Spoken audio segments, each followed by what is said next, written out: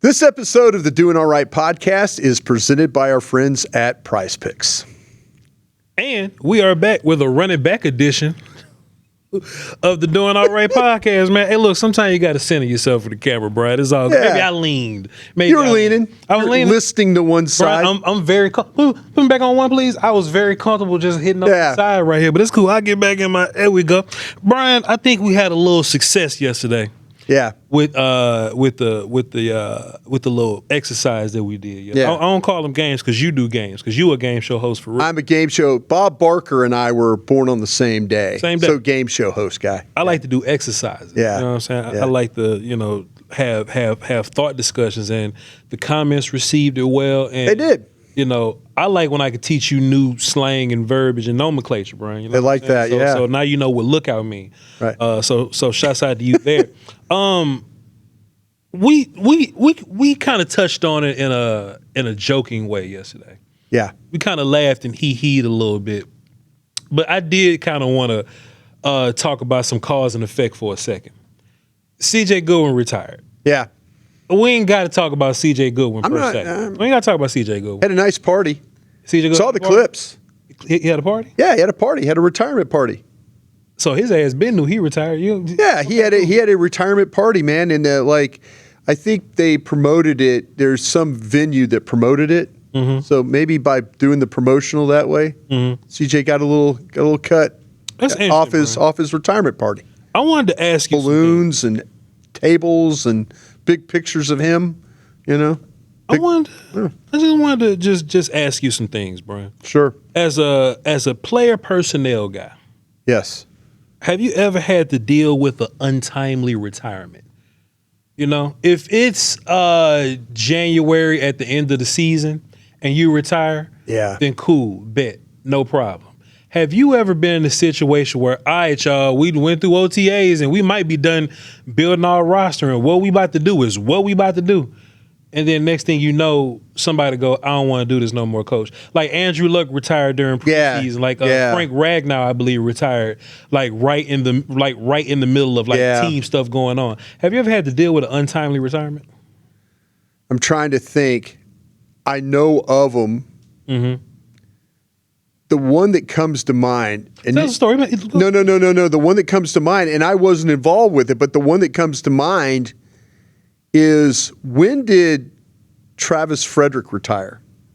Oh man, yeah, it was. See, that's the one that always was in camp. It was in camp. Yeah, yep. I thought we were in camp when that was going. I don't have my computer in front of me.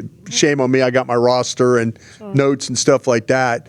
But I was trying to remember when Travis Frederick retired. Mm-hmm. I'm trying to remember when Jason Witten retired. Was that an after the season, before the season, or leading up to the season? They say Travis retired in March. Okay. I don't believe that, though. I feel like shit was going on. Yeah. When Travis retired. Yeah. I kind of wondered if that was the one that I remembered that I felt like, man, that seemed like, but he wasn't playing at a high level, and you're like thinking, well, maybe he'll come back, and that. When did Jason Witten retire officially? I looked that up for you. That feels like, to me, that was another one where we were kind of ready, like, are they going to draft a tight end? Jason Witten retired January 27th. So he retired. So he gave you a chance. See, this is where the two situations are different. Yeah. Jason Witten had to be 50 years old. That's why I didn't bring him up first. Yeah. So we probably, all right, Jason. Yeah. Look out, man. Yeah. But Travis is like, bruh, Travis was in his prime. How about Doug Free? I don't remember Doug Free retiring. I could look it up, though. See, because remember there were some questions about the right tackle spot. Yeah. And I kind of felt like that Doug Free retired March 11th. So that was before was all this stuff wrong. I feel like a lot of this stuff was. Man, I just felt like those guys were right at camp or near camp, or but me personally, like Andrew Luck retired August 24th. That's in the middle of training. That's after the second preseason game. Yeah. Going into the regular season, you know what I mean? Right. Like, have you ever had to deal? And look, no, I haven't. And not that CJ Goodwin is Travis Frederick or anything like that, but if he was one of your special teams captains, I believe he was. Yeah. That's three of your captains gone now. Yeah. If he was one of your guys in that way, like now you have to replace him. So this is what I'm asking you now. You can say what you would do, and then we can kind of look at how you think the Cowboys would approach it. Is it going to be? Are they looking for a new guy to do special team stuff, or are they finally going to take a guy that probably plays a position, and make him do special teams? Yeah, I think they're gonna try and find a guy. We talked about with Reedy Stewart and stuff like that. We talked about who is the guy that's going to step up and be that. You have your core guys. Yeah. Like, as a player personnel guy, you're going to have to give Nick Sorensen like 3 guys, and likely it's not because you can't include the kicker and the holder and the snapper and all that. You can't include that, but you're going to give him probably 3 guys on the roster that are going to be special teams guys for him. Yeah. Now, if they're backups at other positions, great. But you're not playing C.J. Goodwin at corner. At all. If you're playing C.J. Goodwin at corner, you're likely getting beat 48-13, and you're just trying to get out of a game. And that's been one of my gripes about the teams guys. It's like, I don't want a special teams guy to be a dude that you can't use in no other facet of the game. You know what I'm saying? Like all C.J. Goodwin does. Yeah. At least Turpin, we can think, all right, you the returner, but you can make a catch here or there. You know what I'm saying? But Hunter Lipke's the personal protector, and he's not doing anything running back wise. And it kind of handicaps your roster a little bit because C.J. Goodwin was designated as a defensive guy. I want Christian Parker to have all the resources he needs. And you might need to carry just an extra corner that can play because when you were cornerback deficient last year, you made a lot of tough decisions with letting guys go, holding on to guys, because when you got to the bottom of your cornerback depth, CJ wasn't even a consideration for real. Right. You had to roll Weezy and them out there. Yeah, that's the thing that I feel that's kind of when you really look at it, I hated the fact. I mean, I didn't want to hurt the coach. He's like, I've got to have this guy. I've got to have this guy. I've got to have this guy. And Joe Alvazano back in the day, and We've talked a bunch about Joe. He's special teams coach, Super Bowl coach. I mean, he had a lot of his special teams. We had talked with Darren Woodson, stuff like that. I mean, Joe Alvazano was such an influence that he had starters playing on special teams. Darren Woodson talked about special teams. That's what I'm saying. He had dudes that were starters lining up. And nowadays, offensive coaches, defensive coaches really don't want to do that all that much. They really don't. But I just hated having a guy on the roster that just did one thing. Give me the guy, and I'm not saying he has to do a lot. I'm just saying I just don't let him be just the special teams player. Just don't let him be that. Yeah. Now, I drafted a guy in Philadelphia named Allen Rossum. Okay.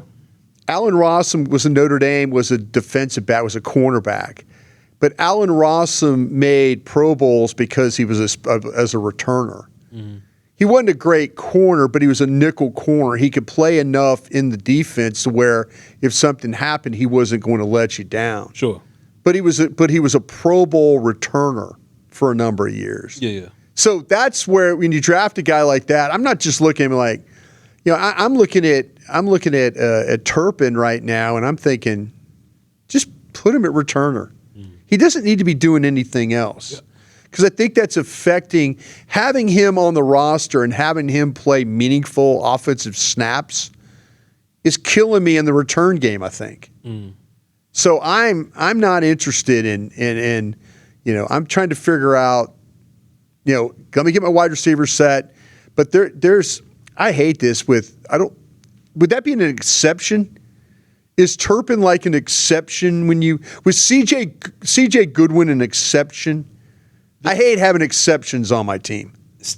Turpin's not. CJ is. Yeah. So if something happens to 3 of your receivers, Turpin can play and play receiver. He can play. I may not love it because he's jumping in the air for no reason. Right. Or he's dropping passes or he's running the wrong route. I may not love it. Right. But he can line up and play. CJ Goodwin, and the Cowboys they'll sign an outside corner to come help before they play CJ Goodwin at corner. And this ain't us poo-pooing on CJ Goodwin. He don't work here no more. good career and all that, but we just trying to talk through roster dynamics. Roster dynamics. So now we like, all right, we can finally carry extra corner now. In case of emergency, I wonder if it's a breath of relief for the front office when they're going through roster building. When they go, all right, man, we can finally keep ready. We can finally keep Zion Childress. Maybe they like Zion Childress a lot. Sure. But they had to cut him last year. Yeah. And Zion kind of floats in the ethos. He ends up in Houston. Now he's back here. Right. Maybe they find a way to keep him this year because they got an extra spot that they're not using on only special teams guy. Right. Honestly, Bryan, that bothered me. You know what I'm saying? Like the long snapper is about the only guy. Yeah. The holder used to just be the backup quarterback, right? But right. our punter does. Brian Anger does it. Right. Like, find ways to get your active guys to do those jobs, right. Especially if they ain't doing a whole bunch of nothing else. You know what I mean? But we'll talk about that in a second. Bryan, we're gonna play our game after this. We're gonna look out and all this. We're gonna take a real quick break first. This episode is brought to you by Prize Picks, America's #1 sports picks app. And honestly, guys, it is really, really easy to use. You just pick more or less on a few player stats and build your lineup. It could be points, it could be goals, it could be hits, it could be strikeouts, rebounds, whatever you're watching that night, you decide. Is that player going more or less than the number they put up? Prize Picks is available in most states, including the great state of Texas, so you can get in on the action tonight. If you're new to Prize Picks, download the app, use the code HMA, and when you play your first $5 lineup, you get 50 in lineups instantly. Make sure you follow me there too at Crown Media so you could see what I'm playing before the games even start. All right, let's take a look at the lineups I've built for you today. Let's go with a little World Cup action here. Let's go with Kylian Mbappe. Let's go more than half a goal. That means all he has to do is get one tally for you today, and you have a winner with France. And let's go on a little baseball side. My Texas Rangers here. Let's go with Josh Young. He's the third baseman. Let's go Josh Young. More than 1.5 hits, runs, or RBIs. The Jungle Cat's been on a little bit of a tear, so let's see if he can get us going. That's Prize Picks. Again, use the code HMA, play $5, get 50 in lineups. Good luck to you. Health advice gets confusing fast. Everybody has a different opinion, and when it comes to supplements, it could feel like you're just guessing. That's one of the reasons why Blueprint's longevity mix stood out for me. Blueprint takes a science-backed, data-driven approach. They're not just throwing trendy ingredients on a label. Every ingredient is included for a reason at a study-level dosage. It's 1 scoop in water and is designed to support energy, cognitive performance, mood, focus, sleep, cellular resilience, and healthy aging. It includes ingredients like magnesium, taurine, glycine, creatine, and more. Blueprint also has every batch third-party tested for purity and contaminants like heavy metals, and they publish those testing results on their websites so you can see exactly what's in the product. For a limited time, new customers can get 20% off plus free shipping at blueprint.brianjohnson.com using a promo code CROWN. Again, that's blueprint.brianjohnson.com with promo code CROWN for 20% off free shipping. Bryan, I got 8 names for you. Okay. By the way, I really did enjoy this exercise. Mm-hmm. And I stole it from you. It's okay. And I put it on the radio on 105.3 The Fan, but I did give you credit for it. That's all right. So did your castmates have a good understanding by what you meant by lookout man? They understood better than I did. They did? They're younger guys. Mm-hmm. So, but on radio, you have to do it with your voice. So let me ask you this. Did Lucius, as a black man, step in and Lucius was not involved. Lucius was doing other things. Yeah. But Lucius understands exactly. I'm sure Lucius knows. He would exactly understand the lookout. By lookout man. Yeah, lookout man. Okay, cool. Yeah. Ladies and gentlemen, we're gonna explain the game again or the exercise again. If you miss shows, shame on you. I shouldn't have to because you should be watching every episode. But I ain't gonna shame you. We ain't got a name for it, but we'll just call it lookout. Lookout. Look out, you know what I mean? Yeah. And we got 8 players, 4 on offense, 4 on defense, and we're going to talk around everything about this player. Bottom of the roster players. We always talk about Pickens and Dak and Quinn and all those guys. Training camp is coming up, and we're going to be talking about bottom of the roster guys more now this time of year than any other time. So I want to know if these bottom of the roster guys, are they trending positively, or is their time up? And we're going to do that by way of, hey, you could be, hey, look out for that guy, which is a positive lookout. Right. Or, hey, man, look out. Watch out. Get out the way. And let somebody else play. Look out. Or they'll end up on some other team after preseason, something like that. All right? Bryan wants to go defense first. Man, Bryan Broaddus. Caelen Carson is an interesting character. It's a lot of variables at play here. Because he's a 3-year veteran. And he's a guy that we had a bunch of faith in at some point. I feel like he played some pretty good zone coverage at Wake Forest. You know what I mean? I could be wrong. You know, corners typically are better in their second year, but he got hurt. So this is year 3 for him. If Caelen Carson is healthy, and we could even add the reach out and touch game. I don't think he's reaching out and touching Kobe Durant, or maybe not even Deron Bland. Okay. I want to ask you, can he touch Revel?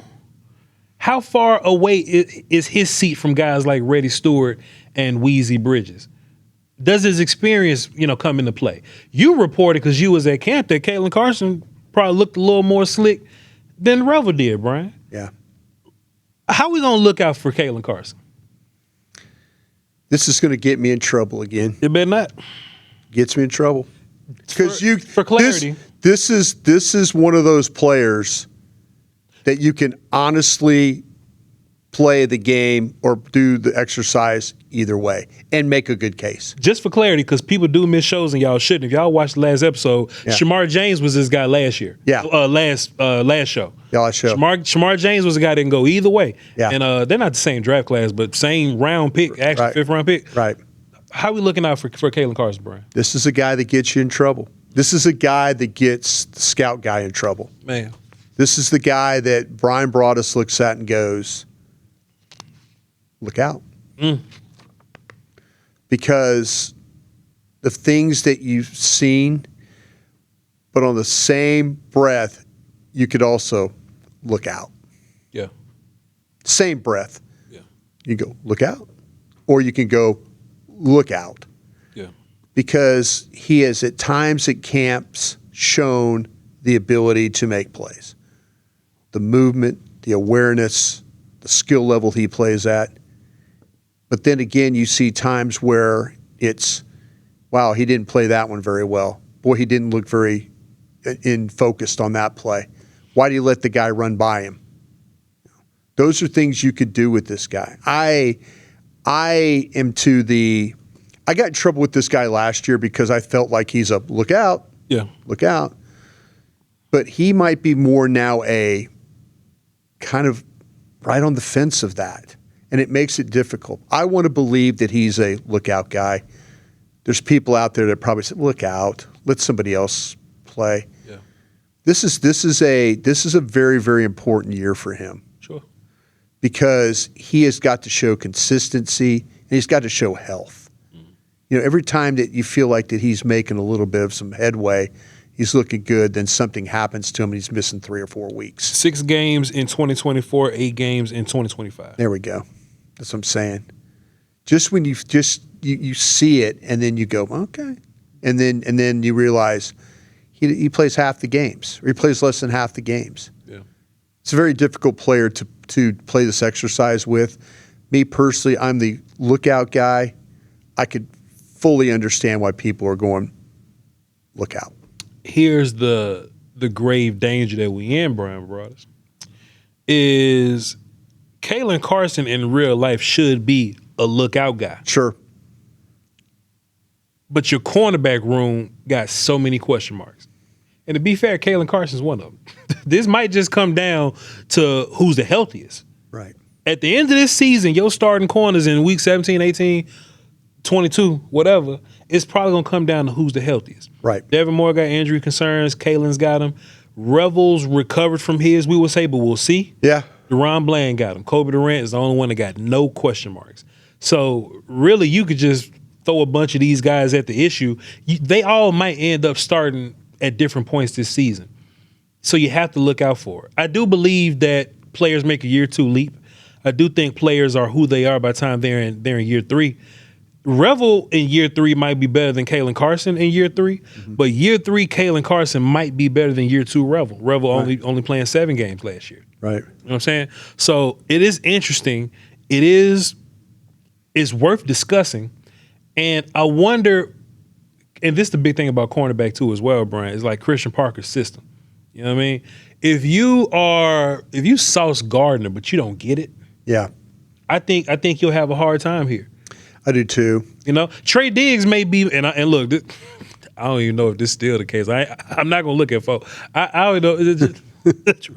Trey Diggs might, in theory, be more talented than some of these other people. But if you don't get the system, then you don't get it. Yeah, you know what I mean. So that might be another thing at play with Caelen Carson as well. Yeah, I struggle with this player because I want to believe. Yeah, but then is he any different than Overshown? Yeah. Caelen Carson? Yeah. He's incredibly different than Overshown because when Overshown is healthy, we feel real good about Overshown. See, but I felt good about Carson to a point where I'm like, this guy could start. This guy could start. This guy could be one of your 3 guys playing. He can start, sure. He can start. Yeah. But I think of Overshown as like a plus starter when he's healthy. I'm just wondering on the injury, like playing the number of games. Yeah. Playing the number of games. Are we, I'm calling out. I'm saying I'm calling out. Mm-hmm. But I'm identifying that there's a competition at Mike linebacker. You know why I'm saying that? Injury. And that's what they showed you. Yeah. They don't trust Overshown. Yeah. They don't. And they really don't. And I'm sure there's somebody over there that's going to watch this program and say, oh, no, Broaddus, we trust him. No. I would counter by the way that you played the rotation, you don't trust him. That ain't what your actions show. That's what your actions do not show full on, this is our Mike linebacker, this is our guy going forward. Your actions don't show that. Yeah. Maybe they will in training camp. Maybe in training camp, all of a sudden it's like, oh, we've got a commitment too. But their actions initially haven't shown that. Man, this offensive line situation sure is getting tricky, man. Well, it's tricky over there in O-line world, man. It's just, man, they got good coaches over there. I would imagine that the first 5 guys are going to do what they're going to do. I don't see any movement in the first 5 or anything like that. But you do need depth pieces. You do. And I can't forget it, Brian. I'll never forget it. We was working draft last year. Yeah. Was working the draft, and we later in the rounds, we in day 3. Yeah. It says the Dallas Cowboys select Ajani Cornelius, guard from Oregon. Now, Brian, when we watched Ajani Cornelius, we knew he was a tackle. We did. He was a big body tackle, but he was a tackle. He was a tackle. And when the Cowboys drafted him, that was in the Shot administration, right? Right.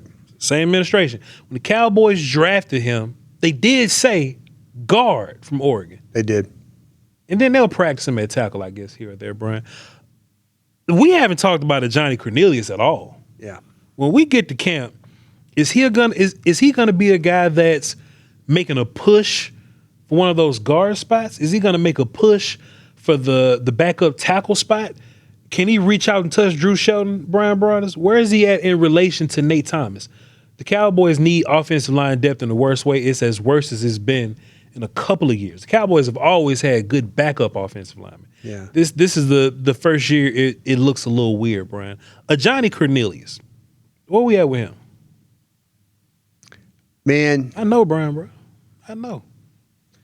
I can't with good confidence put him in either group. Because the minute you say, look out, look out. Yeah. Look out. Move on. Look out. The minute you say that, maybe you'll flash something. The minute you say, hey, look out, then it's, We'll never see him in camp. this is really strange to say. I don't have an opinion either way on him. And that's and that's terrible content for you guys out there. My apologies. Okay. But I don't have an opinion on him one way or another where I can confidently say, hey, part of it, or no, needs to go. I can't do that. And maybe it's because he hasn't, as a player, shown me. Like, there's guys that you can definitely say he's showing me something in practice. Or he's not showing me. I can't tell you either way about this player. I couldn't tell you if he's playing well or not playing well. That's how just, I'm trying to kind of watch it, and I'm trying to think. And like, there's been some games and stuff like that where I don't even remember him. Boy, he stood out that game. Yeah. Or boy, he made a lot of mistakes. Preseason, definitely. Yeah. I can't. I don't have a grasp on this player. Mm-hmm. So it's a hard one for me to say. But you're talking about the depth, and he's part of that right now.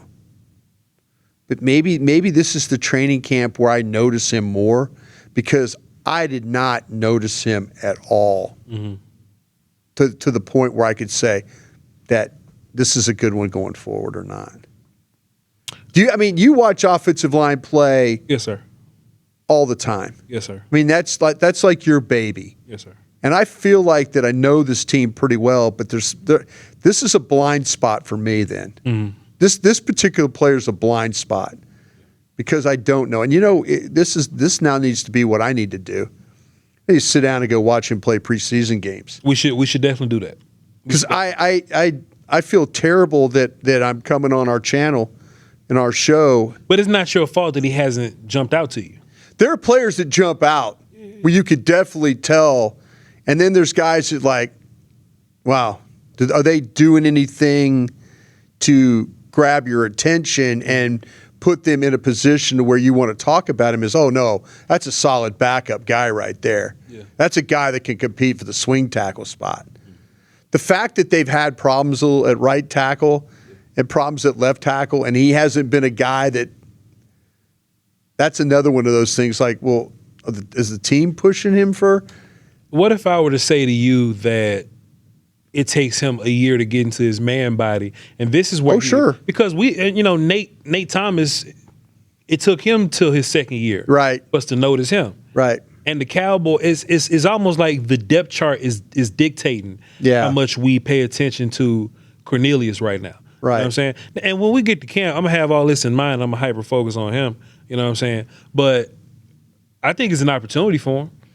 Yeah. Can he show up in his year 2 body and be better than Drew Shelton? They drafted Drew Shelton as well, but they ain't spent a premium pick on him. Drew Shelton was a day 3 guy. Cornelius is a day 3 guy. Right. So Nate Thomas is a day 3 guy. Right. So it ain't like the draft position is so drastic that one guy has the edge over the other. You know what I mean? I think Ajani Cornelius is a name that we need to keep eyes on, and I'm curious if at camp we see him at guard and attack. I can't move him. I can't say be here or move him. I just that to me that is something that I absolutely hate right now. Mm-hmm. I hate that I don't have an opinion on a player that might make your 53-man roster. Sure. Now, but I will say this: there are things where he has not shown up, and I wonder if that's who he is. By not showing up, is that so? But you make a really good point about year 2 body, and year 2 experience and stuff like that. Yeah, we'll look at it. Yeah. How about this, Brian Broaddus, man? You went on your social media machine and had a discussion with one of these characters. Yeah, and he was talking about Jadeveon Clowney. I was like, all right, cool. Y'all talking about Jadeveon Clowney. And we've mentioned this before, but y'all be missing show. And I was like, well, your defense coordinator wants athletes. He does. At the edge spot. He does. We talked to some people behind the scenes that corroborated that for us. Mm-hmm. I've talked to some people that have talked to some people that there were a couple edge options on the board for the Cowboys. T.J. Parker was there, Keldrick Falk was there. And we know there were some people in the building that wanted to advocate for the athlete. We've even heard Christian Parker on different platforms, radio interview or whatever it was, that he needs his edges to be athletes because in this division, in the conference really, we play against running quarterbacks. Mm-hmm. So we need athletes at the edge. Sam Williams has his flaws, Brian. And maybe you need, Christian Parker needs his DBs to operate differently than his front seven guys. But if we could say anything about Sam, he is an athlete. He is an athlete. So, Brian, is there some sort of new life for Sam Williams that we're not thinking about right now? Because I immediately look at Sam and it's been long enough. Yeah. It's been long enough. Sam was on the team last year. James Houston outplayed him. You know what I mean? But Sam was hurt the year before. Last year was his recovering from injury year or whatever. This is another year removed from it, right? Mm-hmm. But Sam's kind of always been in that I'm not living up to what you expect of me, especially that second round pick grade that the Cowboys have on the second round pick investment that they put into him, Brian. With this new scheme, this need for athlete at outside linebacker, maybe you don't need Sam to do as much as he would in some other system. Brian, is there a new life for Sam Williams? What's the lookout for him? I think, to the point, and it's probably easy to say to look out. Look out for Sam. I think the thing that makes Sam Williams that lookout player is lack of discipline. Mm-hmm. I think to play in Christian Parker's scheme, you got to play with an understanding of your assignment. You can't freelance. You can't run around blocks. Can't jump inside. You got to play with discipline. He's asking you to play gaps. He's asking you to work with the guy next to you, the guy behind you. I think the one thing for everything that Sam Williams is as an athlete, he lacks in all the other areas. And I think that's ultimately that's why the Cowboys brought him back, because of the athletic ability. Christian Parker's scheme is going to eliminate him because he's not a disciplined enough football player. So I say that he's look out. Now, do you think that the Cowboys re-signed Sam Williams? Yeah. A very cheap deal. Yeah. I don't know how much of it is guaranteed. It could be. Right. It's on like $2.5 million. Do you think that was a Jones decision, or was that Christian Parker saying I could use him? What you think? I feel like now Christian Parker's made some decisions about this roster. Most of them, yeah. You mentioned he moved on. Look at all the guys he's moved on from. Yeah. Did he see something? Christian Parker is going to fall in love with the athletic ability of Sam Williams. Sure. He's going to fall in love with how Sam Williams looks. He's going to fall in love with Sam Williams like, wow, look at him move around. What he's going to find out, though, is when the chips are on the table and he has to do his job, it's hard for Sam Williams to do that. It's hard for him to show the discipline to play the scheme the way it's going to be played. That's what's going to let Sam Williams down. And to be honest with you, I think he's looking at the athletic ability, and I think the front office is saying, hey, man, go watch this guy cover punts. Go watch him play as a gunner and run down the field and cover and do all that stuff. Watch all that, and Christian Parker's like, okay, I see what you're saying. But when it comes down to classroom, to practice field, to game, Sam Williams' lack of discipline will get him in trouble, and I think that's what Christian Parker will figure out here as we go along. I feel you, Brian. I'm moving Sam ass out the way. You really feel the same way? I'm moving Sam out. If you had, I think that. Well, this is what I'm big on, Brian. I'm big on common opponents and what you do versus competition. Yeah, I'm huge on that. So when I saw, for example, I've said this a couple times, when Flo beat Tolbert and Turpin. Yeah. I don't really see nothing else from Tolbert, honestly. So James Houston outplayed Sam Williams. Right. Flat out outplayed him. And James Houston is back. So I would imagine he's going to be a part of this thing somehow. I know the first round picks are going to be involved. I know Rashawn Gary's going to be involved. I know Donovan Ezraku's going to be involved. That's 3. Mm-hmm. That's 3. How many stand up outside linebackers you think they carry? 4 or 5? 4. 4? Yeah. I gave you 3. Yeah. I don't know if it's fake news or not. We like to text our friends and they like to hit us back. Hey, there's news to us. Yeah. But it seems like the Cowboys have constantly been in discussion about adding edge to this room. Right. The Cowboys letting you know what they think about some of these guys. That's to me. If they were interested in Josh Sweat, and or Max Crosby, people sick of me saying that. But if those 2 guys were on this team, Donovan, Malachi, and Gary ain't going nowhere. They're not going anywhere. They're not going nowhere. No. The guys that you start the reach out discussion, it starts with Sam, James Houston, Isaiah Land, the rest of those guys. Right. That's where it starts. So in real life, whoever wins that competition this year, they'll be your last guy on the roster. I know what that looks like because Sam got more opportunities than damn James Houston last year. Yeah. Put the camera on Brian. He got more opportunities than damn Sam Houston. I said Sam Houston. Sam Houston. That's the total way. Sam Williams got more opportunities than James Houston last year. And James still outproduced him. Yeah. Man, respectfully. Yeah. And this ain't me poo-pooing on Sam. This is, hey, good for James Houston. No. There is so much talent in Sam Williams. Sure.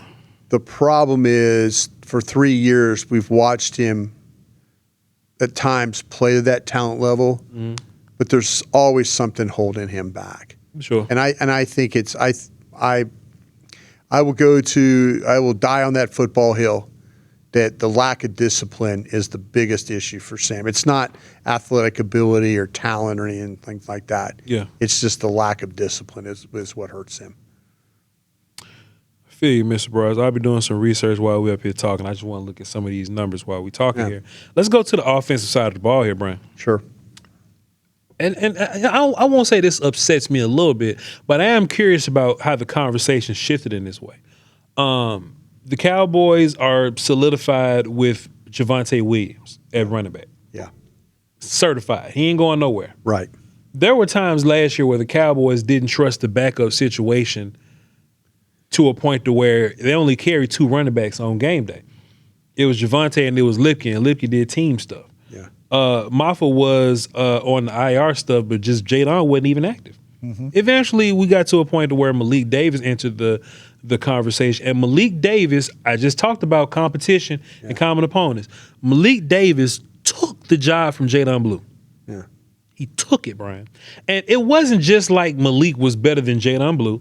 Malik got into games and per his, whatever his volume was, however many attempts you gave him, Malik Davis did his job on those carries. Right. I just find it interesting that we get to this point and we ain't even talking about Malik Davis for real. Right. We talking about Jaydon Blue. We talking about Phil Mafah. I've heard Israel Abanaconda's name more than I've heard Malik Davis. Right. And Malik on the damn team still. Right. Brian, what's the lookout for Malik Davis? Malik Davis, and you mentioned personal protector. When I noticed the practices I was at, you're absolutely right. There's a rotation with everybody but Malik Davis. Mm. And so the 2 guys that were sitting out the most were Williams and Davis. Where you notice Malik was, you said personal protector, for Hunter Lipke. There's personal protector for Malik Davis. That's where he was. The primarily was the special team stuff. And I wonder if they were rotating all these other guys because they know what they have in Malik Davis. Malik Davis is we've talked about this player before, the break glass in case of emergency guy. Mm-hmm. That's what Malik Davis is for this team. But hadn't he earned the shot though?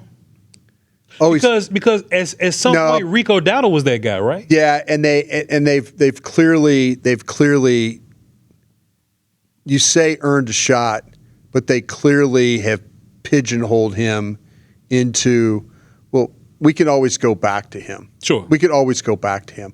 Let's see what we have with Blue, and let's see what we have with Mafah. Let's see what we have with these guys before we have to go back to. He's the fallback guy if any of these guys don't work. Yeah. They know they can go get him off the couch and he can rush for 38 yards on 3 carries or something like that. They know that. Yeah. They know they can play him on special teams. They give him a role when it's necessary to give him a role. They haven't done anything. I honestly feel like that if they had their choice, it would be Williams, Blue, Mafah, and then Hunter Lipke. That's how I think they would. But they know that's their ace in the hole guy. If something doesn't work out with one of the running back 2, 3, or 4, that they could always go back to Davis. And so that's kind of where I think they've got him in a role and they've got him a thought about him that's what it is. I just want him to get his fair shake. You know what I mean? He won't. He won't. He definitely won't. He won't get his fair shake because they're looking at others. They're more willing to have 2, 3, and 4 fail. And if that's the case, then they know they can bring Davis in, and there's this plug him in and away you go. You're not wrong. He deserves an opportunity. Every time they hand him the ball, it's a positive run. So to me, but I don't think they're going to give him a shot like you want him to. I don't see that. I did a little bit of research, Brian. James Houston had 22 pressures last year. Yeah. Sam had 27. Yeah. Sam had 5 more pressures than James Houston. How many more plays? Who you want to hear first? Give me Williams. Sam Williams rushed on 255 plays. He had 255 pass rushes. 255 pass rushes, 27 pressures. Yep. James Houston had 165. Yeah. And 20. So Sam had 90 more rushes. But he only got 5 more pressures than James Houston. And I think James Houston clearly outsacked him. Like I don't even have that number. But yeah, I feel sorry. I feel sorry for the guys on defense that. And listen, Matt Eberflus was a friend of mine. Mm-hmm.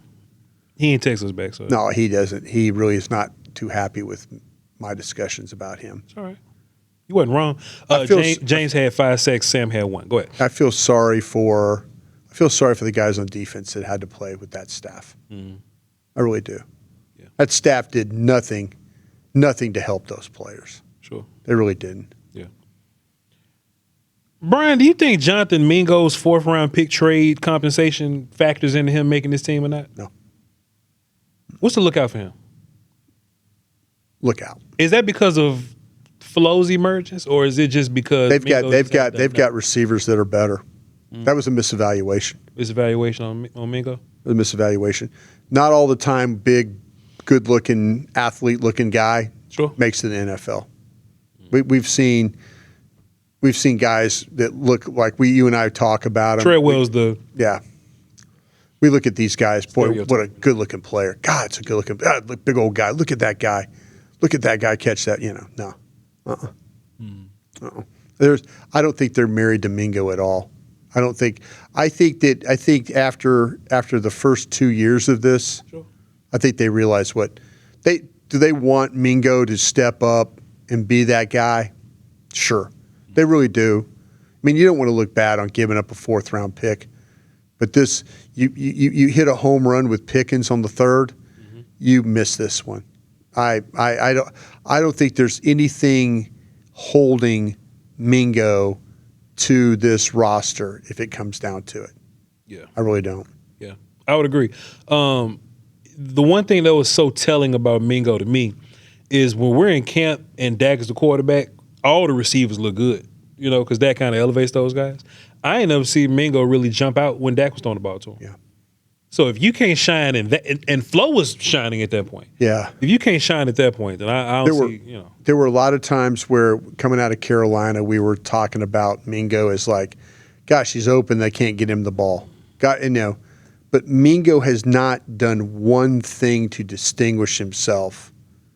The fact that we keep talking about them giving up a 4th-round pick for him, tells you all you need to know. But that was a miss on their pro personnel department. Yeah, miss. I hope these guys don't take it personal, Brian.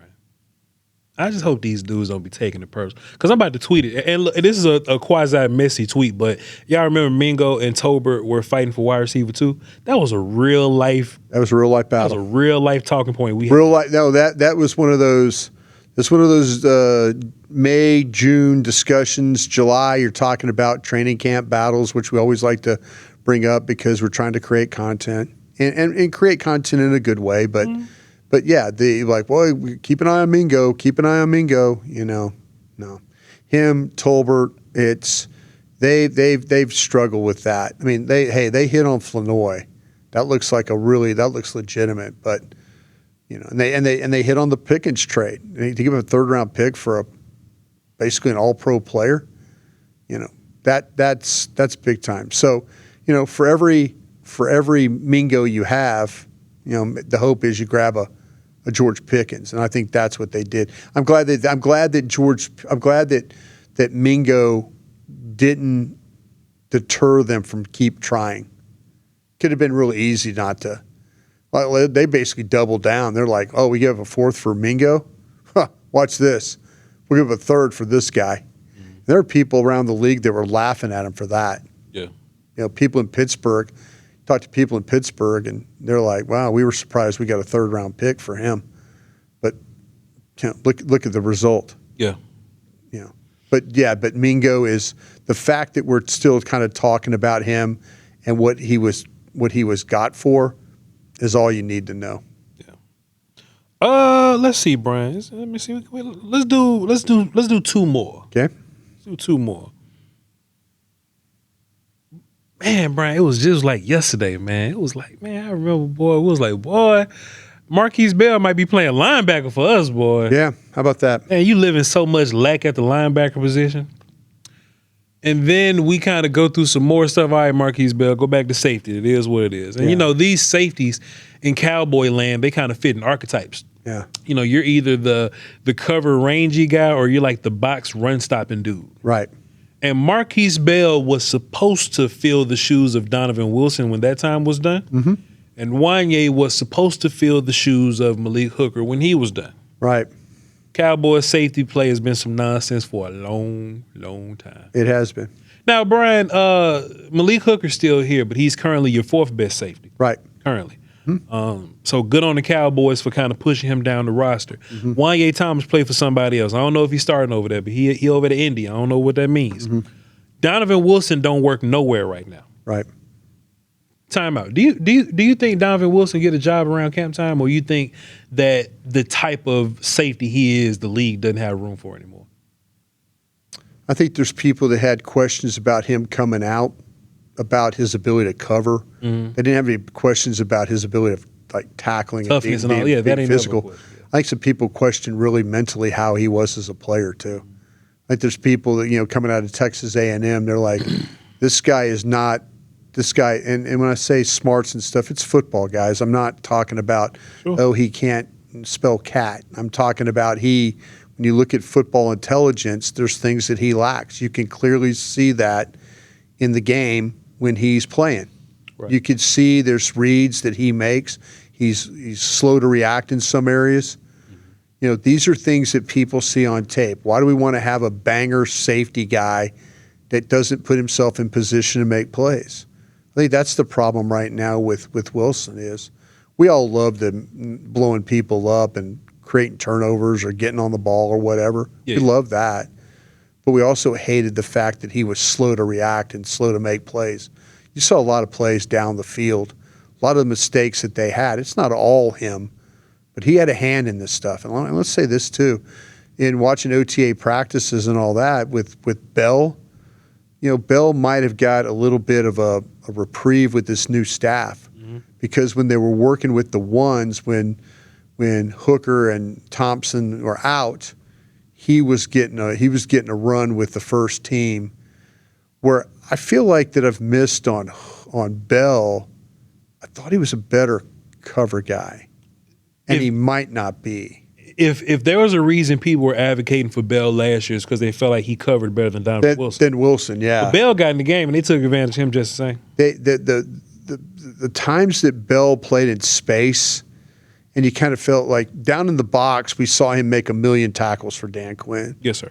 But then when you put him in coverage and space and he had to come up and make a play, boy, that was a problem for him at times. The things that you loved about him as a tackler showed his flaws later last year.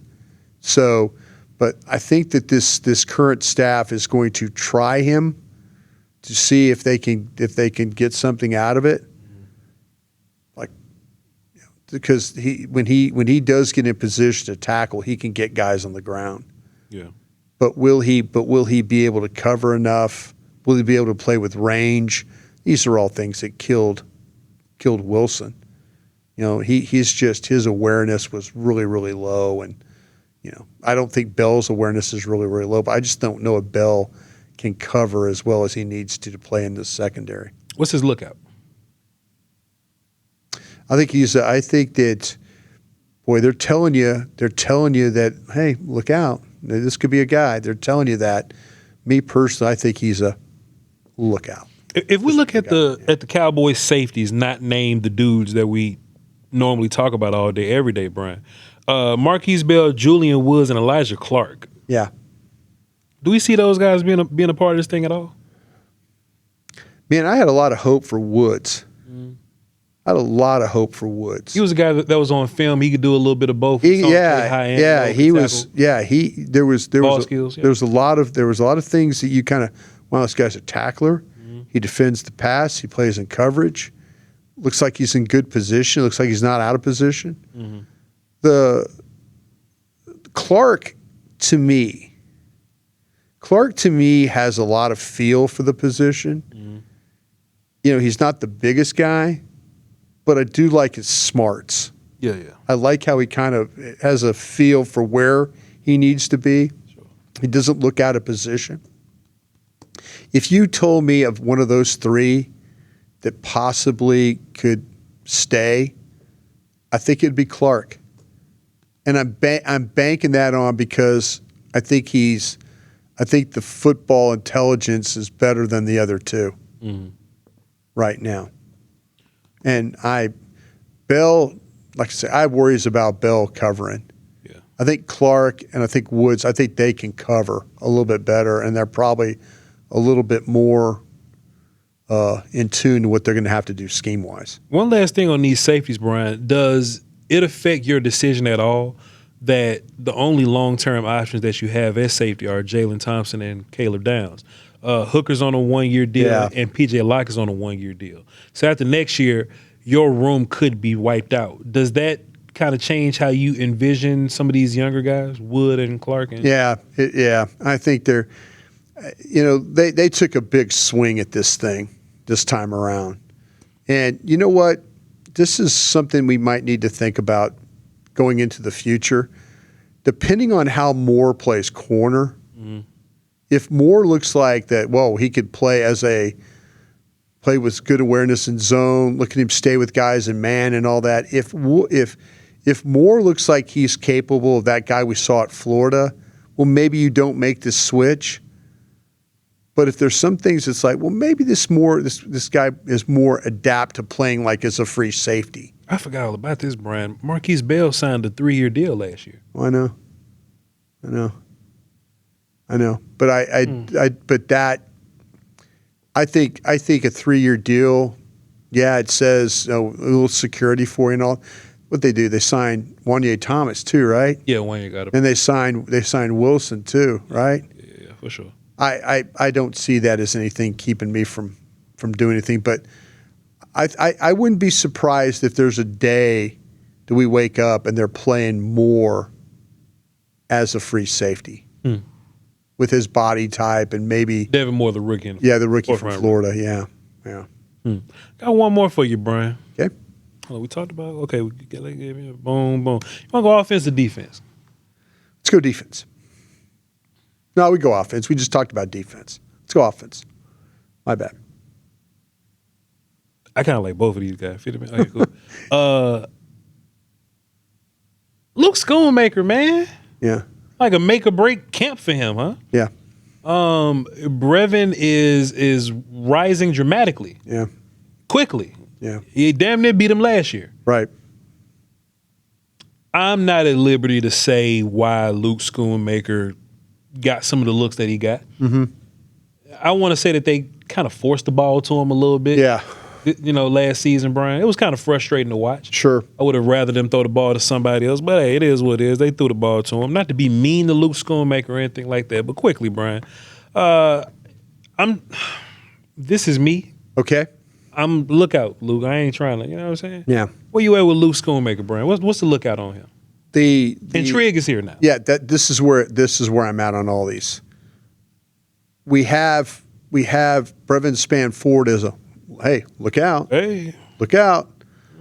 We have Trigg as we haven't ever talked about Trigg this way, but two things are going to affect Luke Schoonmaker. How well does Trigg pick things up? How well does if Trigg picks things up to the point that they want to move on from Luke Schoonmaker? That the one thing that's going to get Luke Schoonmaker is how well Trigg plays. Can I add some more context Sure. to that? Go ahead. Some more nuance to that? Go ahead. If Trigg's blocking, Yep. and if Brevin continues to improve as a receiver. Yes. Yep. Yeah. The thing that if Trigg, Fant, and was it Rogers is our guy's name? DJ Rogers, yeah. Rogers. Okay, yeah, we got Rogers, Fant, Trigg. If those guys don't show up, Luke Schoonmaker's look. Because the numbers say you would need him. Numbers say you're going to need him, and they know what they get in Luke Schoonmaker. Yeah. But how Luke Schoonmaker could be a look out. Yeah. He could be one of those guys if you get emergence from Trigg. Because Ferguson, Spanford are the two guys. Now is Trigg better than Luke Schoonmaker? And I guarantee you every person right now that's watching this is typing in the comments, yes, Broaddus. I've never seen Trigg play, but I guarantee you people have had enough of Luke Schoonmaker. Yeah. But if Trigg and Fant and others don't show up, Luke Schoonmaker's going to be on this team. Here's a good question for you, Brian. I don't know if it's a good question now because, Duke could find me if I say that. Yeah, sure. But would this special teams unit be better if you don't have Luke and Jonathan Mingo running down tackling people? Sure. Yeah. Yeah. They need there are guys that are clearly listen, I think that Mingo is got one foot in the parking lot more so than Schoonmaker. Yeah. The Jonathan Mingo has not shown me one thing that I can say I'm going to hang, that I want to fight for him. There are guys I want to fight for on this exercise. He's not one of them. I'll fight for Luke Schoonmaker because Luke Schoonmaker right now is better than Trigg and better than Fant and those guys. Yeah. But if one of those guys emerge, I could clearly say, okay, Luke Schoonmaker needs to be somewhere else. Yeah, I feel you, Brian, brother. Yeah. Brian, this was an excellent part 2. How about that? We got a lot of lengthy discussion out of this, Brian. Yeah. And I just want to continue to reiterate, man, this is important because when we go into training camp, we're going to be talking about names that we ain't never heard of. You know what I'm saying? Patterson and them. They gonna get some talk about who's our running back from Tulsa and them. Yeah. We're gonna talk about some guys, man. So it's good to go down your roster and give everybody a look. You feel me? Training camp will get worked out. We'll give you the updates and the details on that. So what you got? Yeah, I just want to say real quick before we close out of here. 4 for 4. we have an intern program this summer. Okay. First time out for our young company here. Okay. And I just want to say welcome to Darius Terrell. Played ball with his dad in high school. He was younger than me. You know every damn. Yeah, but Darius, I played with his dad. Okay. And welcome him, and then Brandon McKay. Appreciate him. Two guys that are going to help us out this summer. Yeah. And learn all the operations. I always will remind them that I had one intern work for me one time. That intern happened to be John Snyder, general manager for the Seattle Seahawks. So hopefully, you never know what these things. Hopefully, our guys who get the experience here, they might go run a team or might run a company someday. I'm very much so like Dez when it comes to the new guy stuff. Yeah. I'm not fit to ask people to get coffee or nothing for no, me. You know, can't do that. They ain't got to bring donuts. They appreciate those guys for being here. No, absolutely. Just hopefully we get them to learn, and Zach Rowe runs the program for us, and hopefully this is the start of many more for us to have down the road. But they have the experience to move on. So again, I just want to welcome them to our company and look forward to working with the guys. They remind me of the time the first episode of the draft show last year. It was me and Tommy's first year. And Brian was like, Rooks, y'all bring some donuts over here. And I put me on phone, and I was just like, I ain't bringing no goddamn donuts. She ain't finna intern me. Y'all ain't finna rookie me. And then we show up Thursday for the next show. Tommy walks in with a big ass box of donuts. I was just kidding. But no, I mean, hey, listen, I think there's some value if you get involved in, say you owe it to those guys and gals that come into your program, come into your company. You owe them to try and make them a little bit better, so they go off and do some things. But I was just having fun with Tommy. The thing about you and I had done a show together. Yeah. So I wasn't going to do any. You and I had already been down that road. You and I had worked together like the whole year at that point. Yeah, the whole year we'd worked together. So like Tommy and I really never ever worked together. Mm-hmm. So Tommy took it as, hey man, you need to bring some donuts to the. Also, too, Brian. Here's another point. I promise this, and we because we get into the content creator discussion. Yeah. Every now and then, and you're a content guy like us now. You're a Super Bowl winning Scout Brian Broaddus. Sure. But you're in the content game now, right? I am. Here's something that's important about the content game. And why, like you're never going to be an intern because you've put so much work in on your own. Right. When Pat McAfee does his first day at ESPN, he ain't getting donuts for nobody. No. They bring donuts to him. Right. Because he's provided his own value. Right. Now, if you the first day at ESPN guy and you got to work at 3 a.m. or something, you probably got to bring you bringing the donuts, yeah. You probably got to bring donuts in to somebody. So that's why I'm grateful. I've never had to be intern guy or just rookie guy. Right. I've never had to be, and nothing wrong with intern. Like there's an intern at NASA right now that's on his way to making more money than me. Ain't nothing wrong with that. But in this particular business, right? I'm grateful that I never had to get nobody's coffee. I'm super grateful I've never had to get nobody's coffee. I'll say this, and I know we're carrying this on, but Brian, it's the Doing All Right podcast. It's damn June 30th. Ain't nothing else going on. Please. Yeah. I worked with Sean Payton. Yeah. Sean Payton was the get coffee guy with the Philadelphia Eagles. Sean Payton was the lowest coach on the totem pole. Yeah. And he was the go get coffee guy. Yeah. Or go get, hey, we need some more markers. Yeah. Hey, go get guy. And he can't just be like, I'm Sean Payton. You ain't feeling. He wasn't at that time when I first started working with him. Yeah. I'm thinking, this guy's got something. Mm-hmm. Actually, John Gruden was the same way. John Gruden was the lowest guy on the totem pole. Him, Andy Reid. Mm-hmm. I mean, Andy was but John was one of the lower coaches. And it's amazing to where sometimes you start out and you get opportunities. John Snyder, I keep mentioning John. Sure. John, I never did anything with John work-wise that I wouldn't do. I wouldn't ask him to do stuff that I wouldn't help him do. Yeah. And to this day, John's always like, hey, man, dude, you treated me. Yeah. I remember how you treat people. Yeah. And so that's the cool thing about it, though, is sometimes you end up working with people that go on and run companies or run.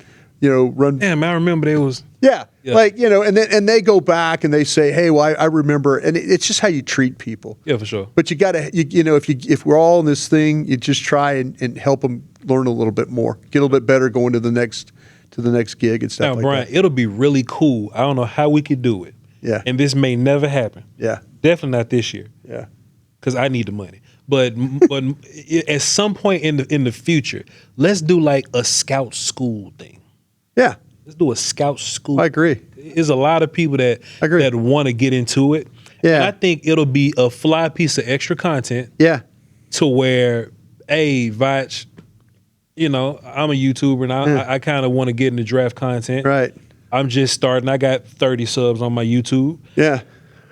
We can make it like, you know, me and you are like the big national guys. Like we, you know what I'm saying? Yeah. Hey, present the player. Yeah. You know what I'm saying? If you want to get into this thing that we do, let's cut the camera on. Yeah. Let's 100,000 people gonna be watching. Yeah. Break down the player. Yeah. And I think it'll be cool to go through a season of. Oh, I think it's anything that you could do, and like I said, I'm so proud of like yourself. You got some kids, man. Yo tree. Yeah. And you ain't gonna say it because you humble, but you got the best Cowboy media coaching tree. I feel like, to me, gosh, this show's going longer than I probably wanted. Brian, it is. I know. I'm with you. June 30th. I'm with you.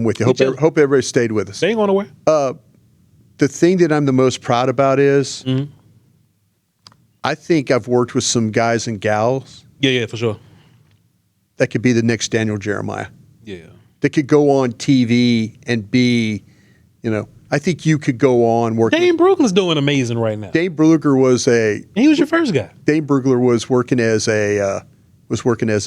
in baseball here, and he was working as a PR guy and dabbled in draft. And we, like, bro, you've got a pretty good eye for this thing. Yeah. Jeff, Kevin Turner, yourself, Aisha, you know, we've had some people that have come through and done a great job. The draft show wouldn't be what it is without you guys doing it, though.